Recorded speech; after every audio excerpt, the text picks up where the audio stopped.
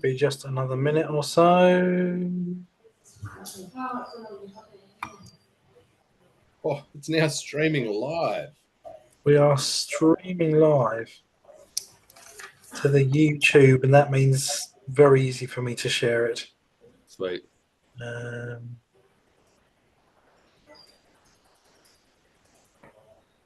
Cool. I think that should be us. So, yeah, go for it. Nice. Righto. So, yeah, apologies again to those who aren't coming to Soundsplash. But I won't spend too long on this. Essentially, the way it works at Soundsplash, we're going to have a really big team of, I think there's about 21 of us or 23 of us overall working at this event over the 48 hours plus that this thing's running. The way it works is mostly we're operating sort of in two-person teams throughout the event site with our main base or main medical tent sort of as somewhere that we return to regularly, and then we always have quite a large presence there. I think 2 years ago we saw close to 500 people over the 2 days. And so it's not all sort of serious stuff, but we do get through a lot of people. As a result, the way we sort of run it within the tent is we try and keep Dr. Paul and Dr. Fee mostly freed up. So when that one sick patient does come rolling in, they've got the space to be able to sort of manage that when they do roll in. That being said, I think proper sick patients, we only had maybe 5 or 6 over the years that we've been doing this. So Dr. Paul and Dr. Fee are both great at chipping in, helping out where is appropriate, and they're really useful to have just as someone that you can run things by. But there will also be a bunch of senior medics there as well. We do have quite a few early on medics who are coming this year, but we've got the people that we should be able to manage and keep everyone on top. But yeah, that's sort of the way it works. Nick, anything you want to throw in there? Not really. I think it's from my point of view, it's a massive opportunity to have the clinical base of the doctors there, and we can look after patients and stuff, and we've got people we can go to, Paul Fee, that we can go, oh, what about this? And then they don't, in a way, they don't want to oversee that. They want to support us in doing what we want to do, which is really great as far as a learning thing. So yeah, it's worked well in the past. So yeah, it's a good thing. Yeah. Sweet. So the emphasis is that the doctor there is a resource for you guys. You're all independent practitioners, you're all trained, you're all good at what you do. But if you're uncertain, then that's what we're there for. And then when shit really hits off and people are seizing, then we'll be there. And yeah, ask questions. Obviously, if it's appropriate at the time, if there's like a resource going on, probably not the time. Yeah, and if you think that we're missing something, suggest it, because we're not perfect. Or Fee go, oh, what about this? And we just haven't thought about it. So just chip in. We both Fee and I are pretty approachable, I think. Totally. And yeah, have fun. It's good. It's a good. You have a very supportive environment for the new guys to say, just get in there, do stuff, and if you're worried, very easy to ask. But yeah, we're not overseeing you per se, but if you have questions, always happy to help. And part of the thing about keeping me and Fee offloaded is we are doing quite long shifts. I think on the Saturday I'll be there for a lot of the day till the night. I think it's something like 9 till 11 p.m. And so I can't be full noise all the time on that. I will have to back off and just have some quiet time. So yeah, we're a resource though. If we need us, we'll be there. But that's pretty much it. Any questions about that from anyone? looking at who's there, Paul, I think most people who have come along have been there before. Yes. There might not be too many questions, but yeah. Yeah, no, just give people the opportunity. Alrighty, so no other questions. Shall we just rip into? We'll run through the drugs thing. We'll run through the high alert leaflet briefly, and then we will take questions. So this is a very brief overview of drugs and drug overdose. There's some. This is all about concepts, and you'll see why concepts are important very early on as to why I don't get into the nitty gritty of what does what and why. So drugs. Lots of different ways drugs can be taken. Swallowed, inhaled, injected, snorted. In 2008, the New Zealand Ministry of Health worked out that about 1 in 6 adults have used drug recreation. And I see there's 14 people on this call. So have a look down the list. At least 2 or 3 there. More than that. Yeah, way more than that. Different ethnicities take different drugs. Reality, yeah, this is obviously when BZP and party pills were a thing. They're not a thing anymore. And different ages of when people start using them against slightly different demographics. Just to say that different people take different drugs, but we have a certain population we'll be managing with. You can break down drugs into classes, and that's basically depressants. So that's alcohol, benzodiazepines or the Valiums, GHB. We don't really see much of that, or the benzos. Alcohol is the main depressant we will be seeing a lot of. We see not much hallucinogens at all. Inhalants are very short acting, and if they're going to cause mischief, it's usually catastrophic and permanent straight away, i.e., they're basically kids' arrest because they suffocate themselves on inhalants, and or they don't. So that's that. Opioids, we don't see many of that at all in this festival. Generally, in New Zealand either, it's not really a big thing. The one we do see a lot of is stimulants, particularly the MDMAs, the synthetic cathinones, and we don't really see much meth or cocaine may be a feature that's in the high alert that we might see a little bit more cocaine. And essentially, the main problem with overdoing stimulants is you seize. Opioids is, I think I'll talk about that. So, what to watch out for? So, the depressants, basically, people go unconscious and stop breathing. Hallucinogens, they start reacting to crazy things and things that aren't there and doing themselves a mischief. Inhalants, again, they're a bit stupid, but mainly the main problem with inhalants is sudden death, and that's why you hear about the kids who are huffing like, air, air freshener suddenly dying, and that's basically because they take too much of the gas, they asphyxiate themselves, give themselves a cardiac arrhythmia, and die. The devil's lettuce, basically, most people are familiar with that. Vomiting is your main problem with that, and psychosis. Opioids, the classic, people slow down their breathing, get zombified, and then stop breathing.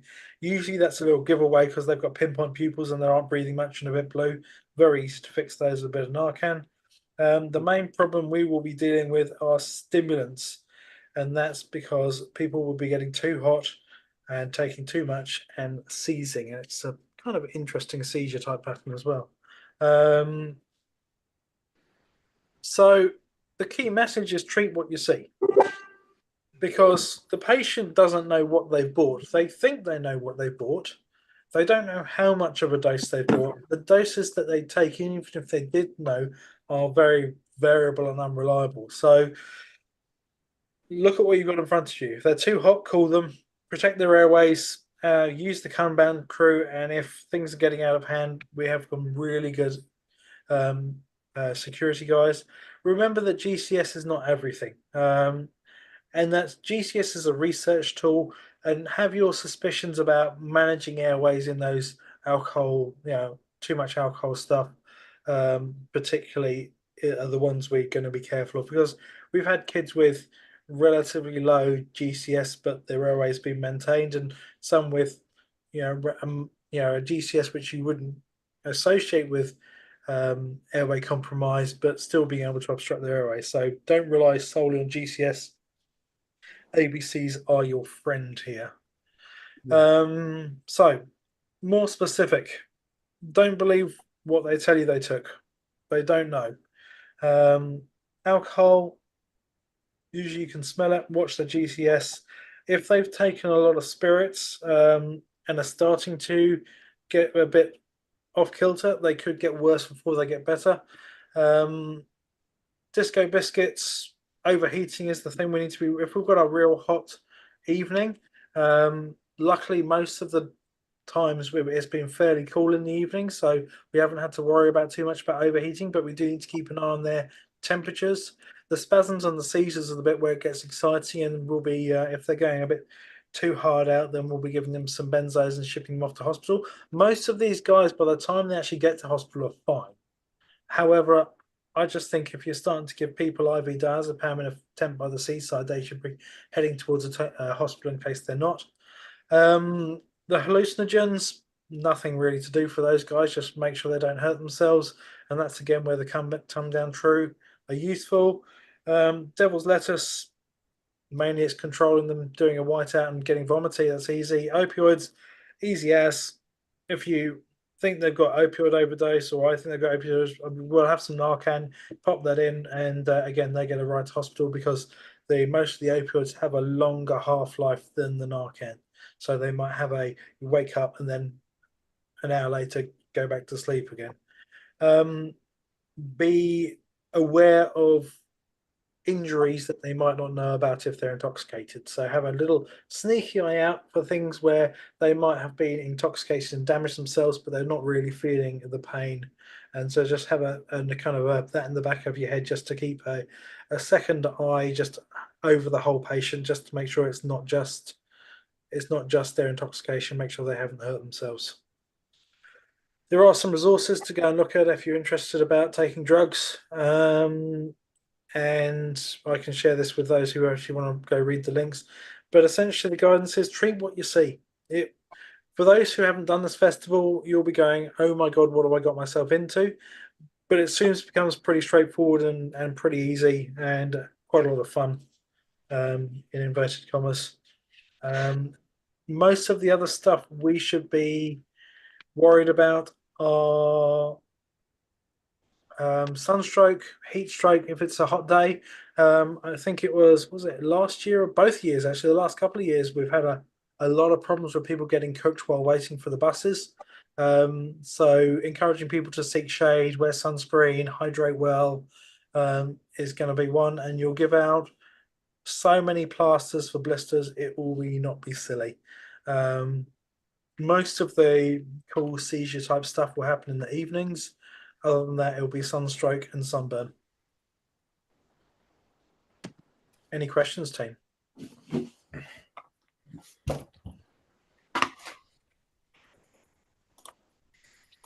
Cheers. I mean, that was great. Yeah, I think you covered most of the stuff, eh? Like a lot of it's really minor, right?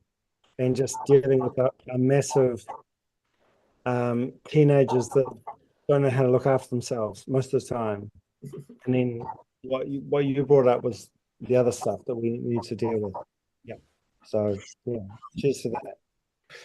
Sweet. I just might throw in a few things just to let people know. We will have a hyperthermia management device on site. So we've got the blow up pool again. It's good. It's good. Yeah. Dr. Paul's going to have some Narcan and some benzos. So we will have some IV gear for if that sort of stuff needs to kick off. We're not expecting any of the medics to insert IVs, depending on how sick a patient is, you know, you might want to give it a crack, but it'll probably be the docs or the paramedics who are dealing with that sort of thing. And just to let everyone know, Paul's mentioned the high alert stuff. That is it's a festival specific drug education system thing, which has been Dr. Paul's chucked it up. There's a big report that they put out in December, but they've been sending me daily updates on what they've been seeing across the festival season, to do with what drugs they've been seeing, what interactions they've been seeing, and that sort of thing. The report was great. It was talking about there's plenty of MDMA in the country. So for those who were there 2 or 3 years ago, when we had a lot of synthetics, the nasty synthetic stuff, it's unlikely that we'll see a whole lot of that stuff because, there's good quality MDMA around. So getting that instead. So the good shit is actually, like, MDMA itself is actually a lot nicer than the synthetic stuff. We had a lot of problems with that synthetic stuff, A lot of people were seizing and going real nasty on that. But yeah, was it last year we had better MDMA supply? So, and people actually knew we had the check your gear stuff as well, and so people knew they were taking the good stuff, and it was actually a lot tamer. So it was pretty good. Yeah. So we're going to have there's pill testing on site again for us to help manage some of those risks as well. So there's a whole lot of different people who are there to help make all these kids as safe as possible while we're there. But our best friends are Deep Space. Amazing. They are a real valuable resource that basically all the people who are just need looking after but not actually need medical help. So people are just not enjoying their ride on their disco bickies, or they're just a bit pissed, but not really too bad. We will try and offload as many to them as possible. On the flip side, if anyone from Deep Space says, can you come and look at this person? You go straight away, and you give them the time of day, because it works really well to have them trust us, know that we'll come and take people off them when we need to. It's a very good relationship we've had over the last few years, and we need to keep that. So if someone from Deep Space, you see them say, oh, I'm a bit worried, go take a look. Just go take a look. Because even if they're fine, we just need to be responsive to their concerns. Yeah, nice. Couple of other things. We will have emergency contraceptive pill, and not to want to put it down on the evening, occasionally things happen without consent. There is something written about that in the documents that Seabass shared earlier. Read that stuff. It doesn't happen often, thankfully, but it's quite important to do that well. And to basically, if you're one of the newer medics, funnel them to one of the senior medics, or me or Fiona, and we will take that off you and deal with that appropriately. But 100% read that bit about that in that document for sure. So it has. Yeah, thanks, Paul. I sent through that medical plan for those who like reading stuff. I totally did not expect everyone to read it, but I will have copies of, there's 2 things in the appendix. One of them is an intoxication protocol, which I will have printed out and available on site on the day. And then, the other thing is a process regarding non-consensual sexual activity. And that's I'll have that available for people to have a look at on site as well. Well, yes, Guy. I think it's just something that you've been really good at, Seb, and you've led that in the past, to just sort of bring that up as far as working as teams when we go out. It's people don't wear a lot and stuff, so just as far as safety for our crew, if we can couple up people when we go out and look after people, I think is a great thing for us all. So yeah. Yep. Cool. That's all I'll have to say about that. Do any of the crew who have been before, like Shelley, hi Shelley, have anything that they want to add from a medic point of view? No, I think it's really well covered. I agree that the deep space thing was a huge asset last year. That was such an important key component to be able to hand off patients that weren't critical and then be able to focus our energy on people who were. Finn can agree with me that that was a big, like, all of Soundsplash last year was a really good, I would say, sort of benchmark for new medics to really understand how to do good patient assessment, but be efficient and do it quickly, because you're going to have so much external stimuli and so much going on that it's being able to identify who really needs help, who's sick, and who's actually just coming in for sort of a trivial need. And it's not to downplay the significance of what they're dealing with, but it's also to be able to triage quickly and then do what you need to do as a medic and go through your patient assessments. And I know some of the male medics would approach some of the female medics and say, hey, can we switch patients? Because this particular female has an injury or something and she's wearing very little clothing. And so it was just sort of something that was in the peripheral to think about for the guy medics, was that there were some concerns about, not wanting to be alone with this unconscious or semi-conscious female. So, I mean, all the female medics, I think we're totally okay with like jumping in and switching patients and stuff just to cover and make sure that everybody felt comfortable and safe dealing with people and that kind of scenario. So, yeah. And then if on the same of being comfortable and safe, if things are hitting the fan and say things are happening and I say ask you to do a particular thing and you're not happy to do that, just say, and I either do it myself or get someone else to. Yeah, we're all friends, you need to be happy in your work. Don't do things that you feel that you shouldn't be doing. And whether that's being alone with an attractive 14-year-old or holding open an airway when you're not really confident on doing that properly, or doing whatever. So from all of that, yeah, it's a good fun experience for all of us. We all learn stuff.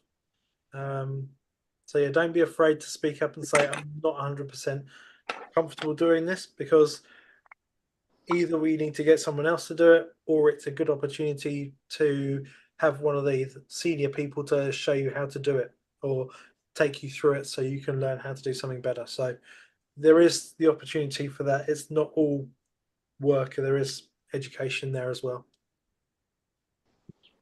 Nice. Cool. Anything else, Shelley? Sorry I interrupted because I'm rude.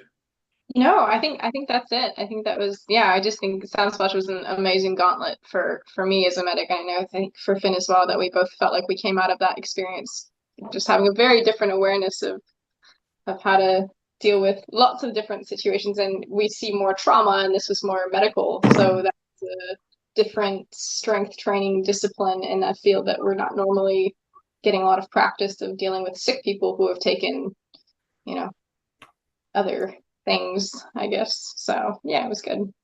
Good experience. Got vomited on a lot, didn't we, Finn? You need to learn to move faster, Shelley. I know. I did so much puke last year. Such a learning experience, but no, it's good. It's really good. It was a great team. Sweet. Anyone else? Finn, do you have any words of wisdom?